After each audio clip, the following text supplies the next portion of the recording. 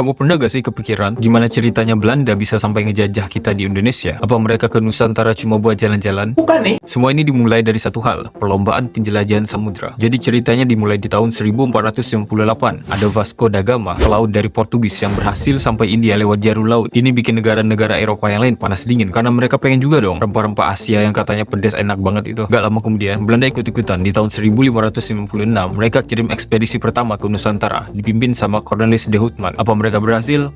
Ya setengah-setengah lah. Tapi itu udah cukup bikin Belanda ketagihan sama rempah-rempah Nusantara. Terus di tahun 1602, Belanda bikin yang namanya VOC alias Verenigde Ostindische Company. Ini bukan perusahaan biasa loh. VOC ini dikasih kekuatan buat bikin perjanjian dagang, atur militer, bahkan boleh bangun benteng sendiri. Bayangin, mereka udah kayak negara dalam negara. Nah dari situ mereka mulai nguasain perdagangan rempah-rempah di Nusantara. Tapi yang paling dramatis itu di tahun 1619, Jan Pietersen John, petinggi VOC, ngejajah Jayakarta dan ngeganti nama jadi Batavia. Mereka serius mau bikin Batavia jadi pusat pemerintahan dan perdagangan VOC. Singkat cerita, VOC semakin besar tapi akhirnya bangkrut di tahun 1759. Kenapa? Karena korupsi, utangnya numpuk. Terus apa yang terjadi? Semua wilayah yang dikuasai VOC diambil alih sama pemerintah Belanda. Dari sinilah penjajahan resmi dimulai. Masuk awal 1800-an, Belanda mulai merebut wilayah Nusantara satu persatu, dan di tahun 1830 mereka mulai sistem tanam paksa. Jadi petani kita dipaksa nanam yang Belanda mau. Inilah awal eksploitasi besar-besaran yang bikin kita sengsara. Alasan utama Belanda menjajah Indonesia itu simple. Rempah-rempah